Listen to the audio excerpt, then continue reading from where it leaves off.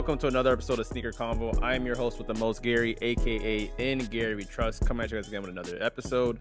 And here I have one of South Florida's up and coming rising brands. And please introduce yourself, my guy. Man, I go by Jay, aka Mr. TryHard. You know, that's my brand.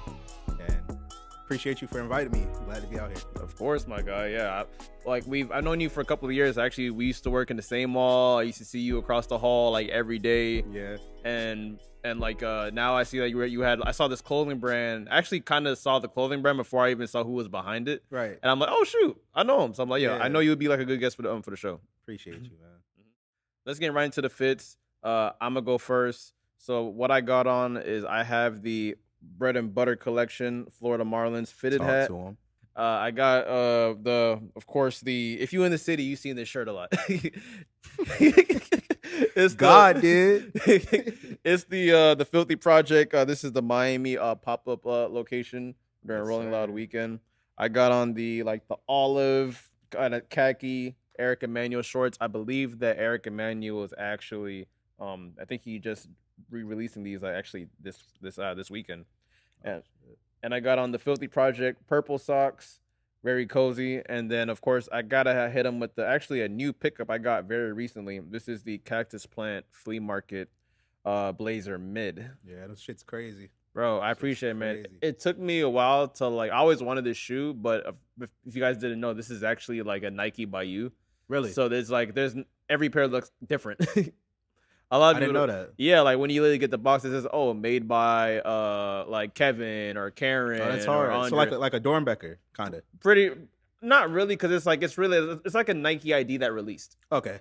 Yeah. So, but the thing a lot of people don't know is with these shoes is that every sneaker that has pink in it, like pink in the swoosh or pink in the on the eyelids, they always go for crazy bread. And I finally found someone sleeping that was and I literally copied these for $250 out the gate off GOAT. So it's not bad. Me, I start off Amazon beanie. I go my brand TryHard hoodie. I go my brand again TryHard sweats just released. I go Rick on the toe beaters. Low Ricks, okay. Low Ricks, you know. And I go Hanes socks. Are those shoes comfortable? Yeah. I like these way more than the Miharas over there. Really? Yeah. So the thing is with that shoe is I've always seen it, and if you're not into style IG or fashion IG or Vamp, you're not really gonna. People are just gonna think it's Converse. Right. And I'm pretty sure if someone ever says, "Hey, I like your Converse," has anyone ever told that to you? Hell no. I'm gonna correct you. You're gonna too much cheese, too much money on these. If you don't mind me asking, how much do they retail for? I know that's in the high end realm. I got them off Essence. I want to say $670. $670. That's out the gate, or that's that before the shipping and actually no, I'm tripping. I got these off. I actually got these off GOAT. Okay. These off GOAT for $670. Okay, shit. How much they retail for? That's probably a resale. I don't know the retail.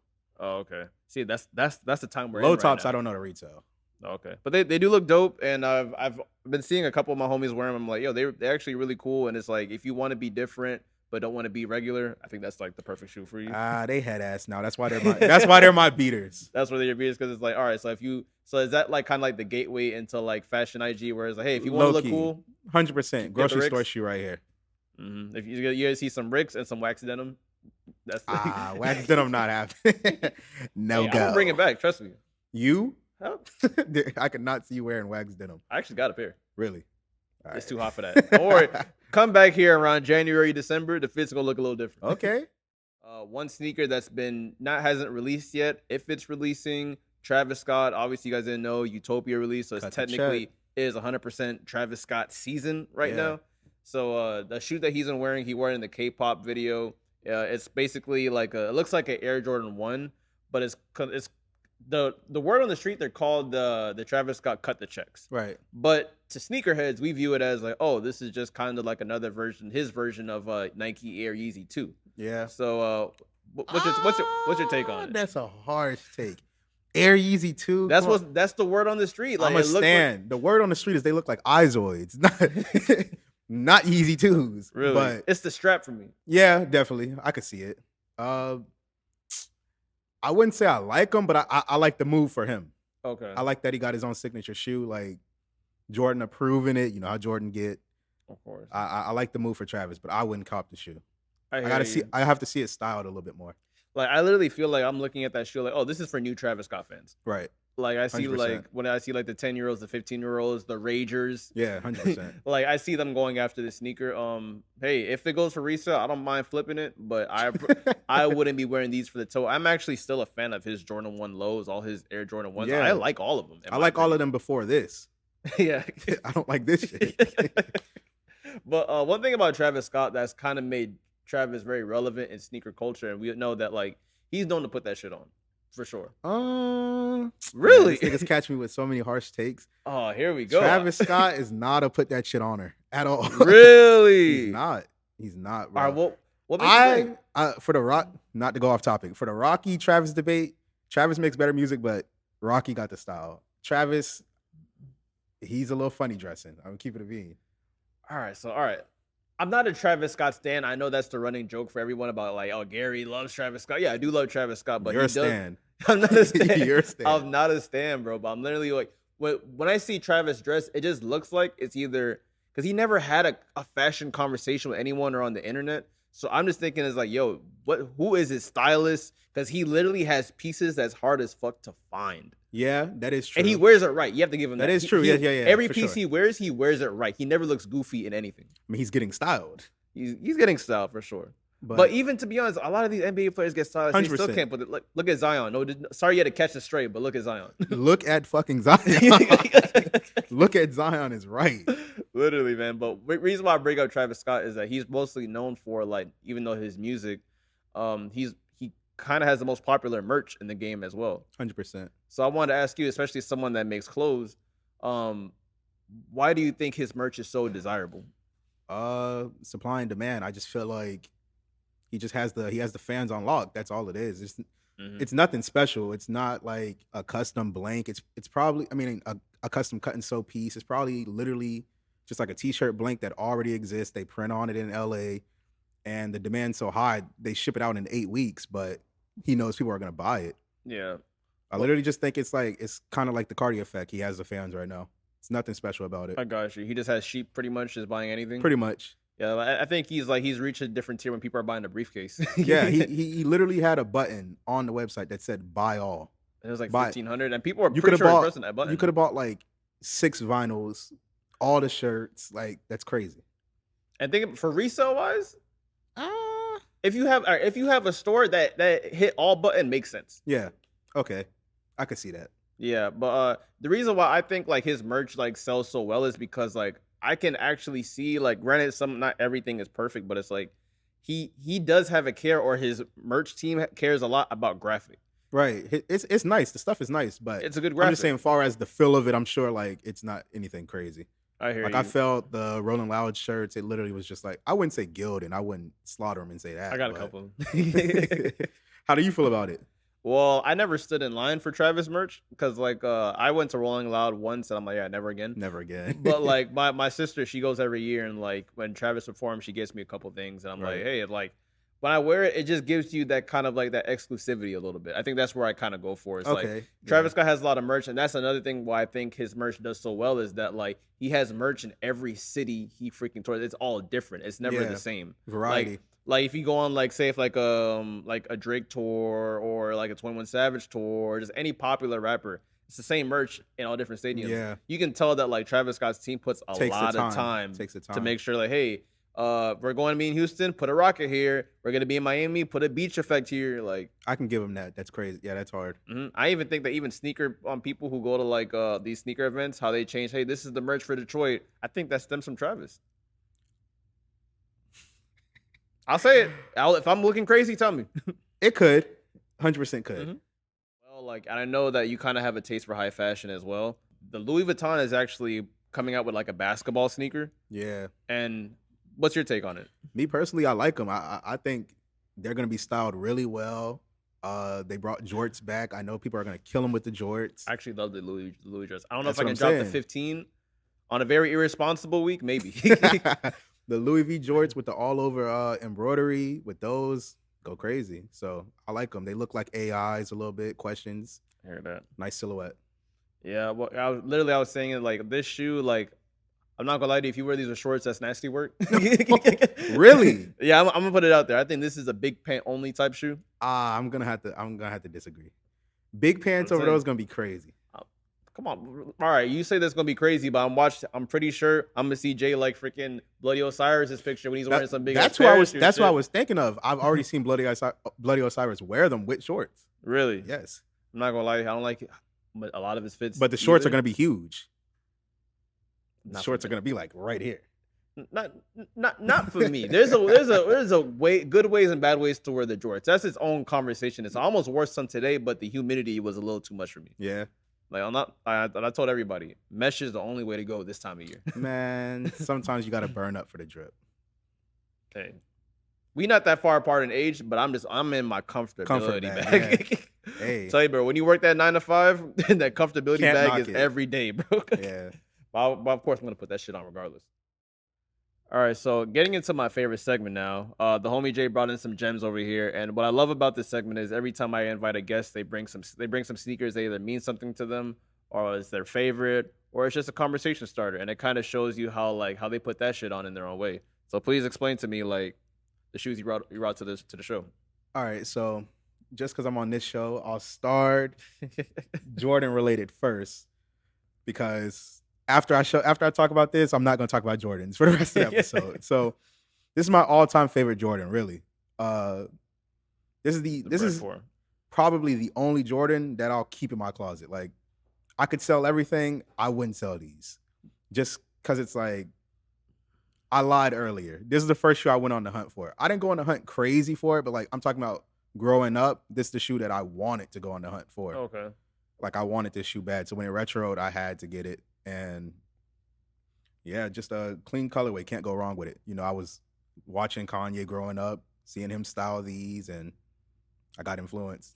All right. And I have to ask now, I had that shoe too. Really good shoe, even though it's not comfortable at all, in my opinion. At all. What's your gripe with Jordans?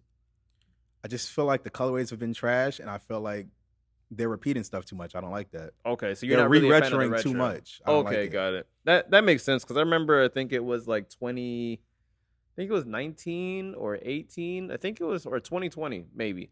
Like I remember there's a time where like half my collection, or like a third, like a quarter of my collection is coming out again. Like Thunder 4s are coming out, Lightning 4s are coming out. When the Lightning 3s coming out, when the Lightnings came back, that's when I knew I was done. that shoe was so like back in the day. I'm like, oh, if I can get these one day. They retroed them. When I heard the rumors, I'm in finish line telling people like, yo, please don't be true. Please don't be true. Please don't be true. Like, I did not want that to happen. Hey man, and I hunted for the shoe, and I definitely got a pair. But what's another shoe you want to talk about? So the second shoe I have is the Yeezy Desert Boot. Honestly, another one of my favorite shoes. This shoe was like the first shoe that made me really get off a fit pick. Really? Yeah, like this is the first shoe that I like planned the outfit out, went out, took the pictures, like literally planned the outfit around the shoe. And yeah, as I said, same thing with the Breads. Huge Kanye fan. Had to have them. And this is honestly like one of my favorite silhouettes. I hate the 350s. You're like anti-hype beast? Low key. I'm a 700 guy. So I like these. I like the 700s. I do. I like the shoe. It's just, with me is, like I said, comfort. Are they comfortable for you? I got the wrong size. So I can't even be the right judgment. So, all right. The thing about that sneakers is that like I'm all for like time and a place. It's just, I know, like, obviously I see some people, like, if I see someone in, like, New York, get the fit on, it's New York. So it's like, it fits the aesthetic. But when I see people in Florida wear it, I'm like, where would you like? But I know you kind of like, not saying you specifically, but I see some people wear it. Like, I know you really wanted to wear this shoe today. Low key. Keep it a bean. Mm-hmm. But they're not hot, though. They're really not. They're really not hot. It's like, it's kind of like they have like their own little... They have their own little fan base core, kind of. Yeah, for sure. Because there's so many Yeezys, they kind of get lost in the mix a little bit. I mean, it's really just a 500 high topped. I'm letting you know now, that's probably one of the best like sneakers in the fall, regardless of where you live. Yeah, definitely. So these shoes over here, oh yeah, please talk about them. So these are really my conversation starters. These are the Mason Miharas. I don't even know how to pronounce this shoe. A lot of people call them the melting shoe. The mumps. These right here, as you can see, boy, I put mileage on these. This shoe right here is another one that's kind of like similar to the one I have on. Entry level fashion is really what I'd say. Okay. Kind of just like something you have to go through. A lot of people go black and white. I'm more so on the, if you're going black and white, I'm gonna go get the weird color and try to style it. So that's kind of what happened with this. And yeah, I've had some good times with these, but about to put them down because this is a shoe I will go on record saying is not comfortable. Yeah, like I'm not The gonna lie, heel 'cause is peeling your skin back. yeah, I could definitely hear that. But one thing I would say, because with Converse are not really the most like durable sneaker, Right. this shoe definitely got structure. I mean, then again, I'm really getting into the high fashion, so this could be another case of getting the wrong size. I'm gonna keep it a bean, but And how long have you had that shoe? I want to say a year because I got these as like a birthday shoe, Okay. like last year. So yeah, I want to say a year, 2 years, So 2021. So that's like the entry. I'm so fashion, you not fashion Low key. type. Rick Owen, Mason Mihara, Margiela, Is entry that level. is this like a Japanese brand? Is Yeah. it it's a Japanese brand. Mhm. Because I realized that like Japanese culture, even though Japanese culture has always been in like streetwear, obviously, but it's like I feel like this year and last year people are really starting to like Get into it. get into it. And seeing that sneaker, I'm like, it's cool. I'm not sure it's for me specifically, but my main gripe with that shoe is it just screams out a little too much that, hey, I shop on Instagram. Low key. That's my gripe with shoes like that specifically See, for me. and that's the reason why I'm moving away from it because I'm not trying to have that look. If you're saying it gives you I shop on Instagram, it's time to just throw them away. It's over. Not the look I'm going for. Like, This is almost getting like damn near part of the show where I have someone. If you worked at a sneaker store, I just got to hear your experience. I definitely met you working at Finish Line when I was working at Foot Action, and I never worked in Finish Line. I never did audits in Finish Line, and I know you guys have a different system. So, how was your time specifically for you working at Finish Line? man, my time at Finish Line was a blast. I see my boy Mario come up here and trash working at the shoe store. I'm not gonna lie, bro. I went right to his DM. I'm like, you're bugging. Like, you have a little brother. Like, me personally, I feel like every sneakerhead should get that experience. Whether like we're saying it's trash, it's just something like you gotta do. Like if you actually love like sneakers. So It's like hazing going into a frat. low key, like I had a blast. I was just, can I cuss on here? Yeah. I was like dicking around. I'm not gonna lie. I was playing around. I was not doing like no audits and doing the wall and shit. I kind of was just there to sell shoes and just look cool up front. Like it was a good time for me. You know what I would say my gripe with like Finish Line employees? Oh my god. Because it's like you ever know that SpongeBob meme where it's like I think like Patrick's in like in his house and he's looking at like Squidward is in his house and Patrick and Watching- SpongeBob is just like has to have fun. That's literally how it is because like working at like the Foot Locker-esque companies, not saying that we take our job more serious, it's just like there's a little bit more at stake. Yeah, it's more hot. Like it's 1000% it's for the sure. more popular store. Like in Finish Line, especially at the location you worked at, Yeah. backdooring was like, oh well. I know nothing of that. I know nothing about that. Okay. It was not a back door. He's like, all right, calm down, Vlad. Calm down. Like, all I'm saying is, hey man, I was a part of that back door one time. So hey, man. I seen it with these four eyes over here. But I know my manager was, but I wasn't.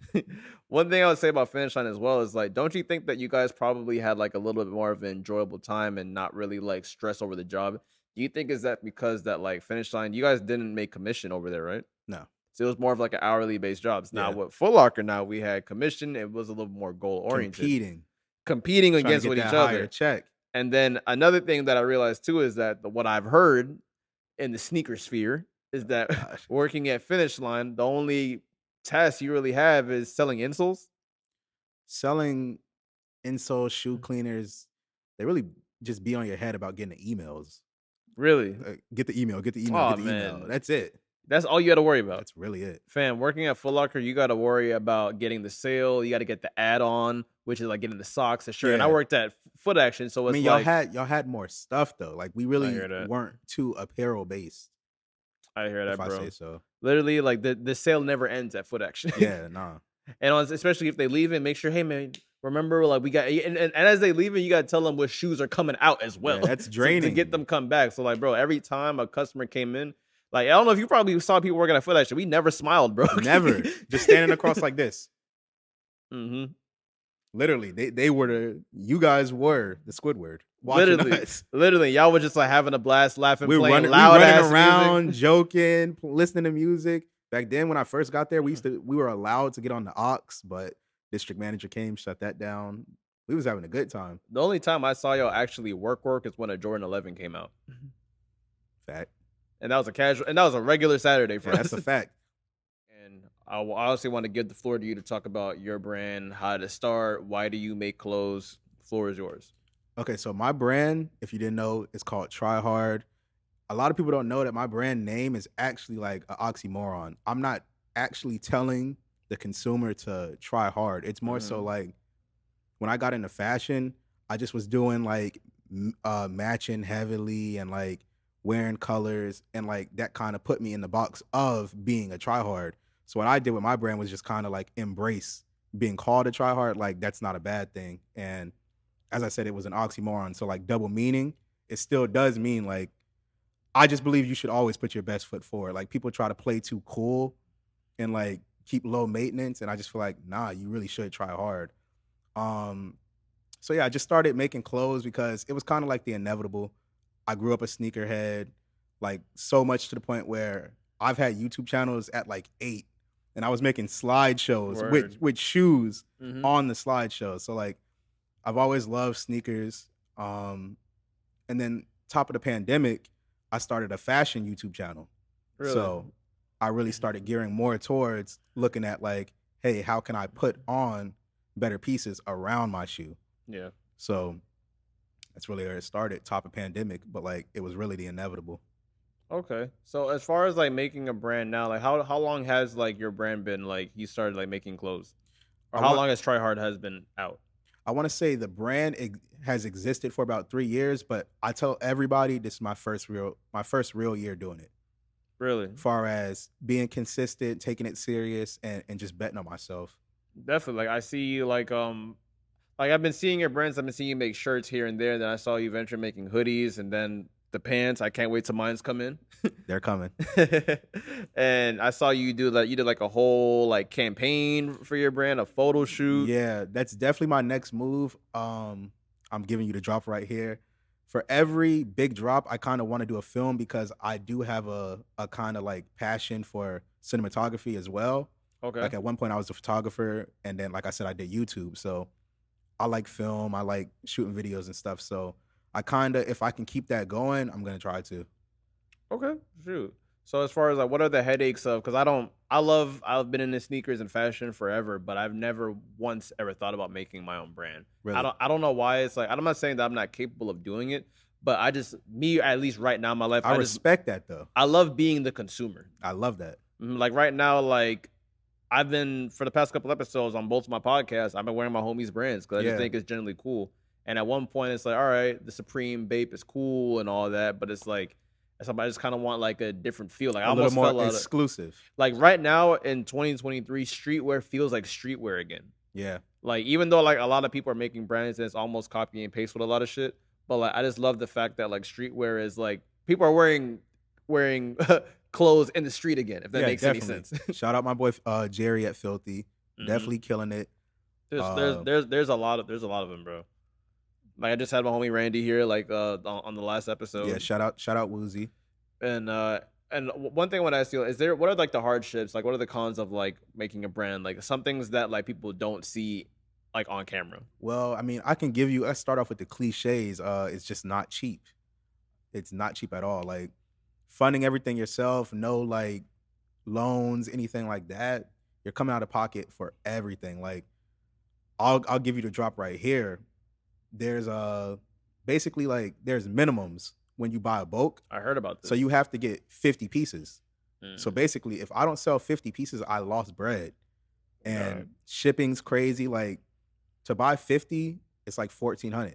So it's definitely like you can't be afraid to make that to lose your money. And that's just the product, not even paying the designers or right, paying the designers. And another gripe I would say is just kind of the clichéness of trying to get people to see your brand and respect your brand and take it serious and all of that. Because it's just like it takes so much for the city to like really sit back and say, yo, I want to support this guy. Like they really have to see that it's the cool thing to support you. And I hear that. that's really the biggest hardship. Yeah, man. Like, as far as like when I see people, like I've watched like one guy I saw on one podcast. I think his name is like Jay Perel. Like it's like dude, he got like yellow hair, kind of, but he just mentioned that like, oh, I have like 3 clothing brands, but I'm telling you right now, I couldn't do it by myself. Really. Like, do you feel like do you have a team that helps like you ship the packages and all that, or you're a one-man show? One-man show. Fulfillment wise, I do like get commissioned pieces like for my designs. I don't do graphic design myself yet. That's something I want to learn in the future eventually. Okay. But yeah, really one-man team. And so I gotta ask, how many hours you sleep a day? One. Oh, And that's not even being funny. Like, I know this might sound a little like head ass, but this is just what it takes. Like, some nights I'll get off from work security at 11, get home like 2, shower, freshen up, do all that. At that point, it's already like 3. So now I'm up editing TikToks, and then I have like a schedule low key that I'm trying to follow. Post a TikTok at 6 o'clock. I'll just stay up till 6 o'clock to post it and then go to sleep after. I hear that, bro. Scheduling And be back at work at 3 o'clock. Do it all over again. And bro, and I even respect you. Is like, say, like a lot of people know you got a brand, but it's like, yo, man, I need a job to fund the brand. 100%. No, I think that message don't get speaking of a lot. No shame in having a job, bro. You got to work. Like, this doesn't happen. This just doesn't pop out of thin air, bro. You have to have capital. And like the last question I wanted to ask you is that, because like I said, like a lot of people have clothing brands. Like, well, actually, it's technically a 2-part question. Like, what do you think? What differs? Like, how does your brand stand out amidst of everyone else's? Well, right now, I know it's not gonna make sense because I'm wearing this, but things are like you said. Everything looks similar. I'm just really focusing and taking my time on how to like make different cuts, different silhouettes, different like. Just all around be different, and not to be cliche about it, but like even this color, not too many people would go with this throw up like green, and that's just kind of something I love, like maroon. That's not all of my comments on TikToks is like, yo, make it black, gray, and red, literally. That's and I'm like no, it's only coming out in this color. Maybe later down the line I'll do a black and white, do a blue, but you're making pieces. I'm trying to keep it exclusive, like, and really mean it. Like I literally only make 40 pieces sometimes. This is actually my first piece to sell out. So shout out to all y'all. If you support it, shout out to you.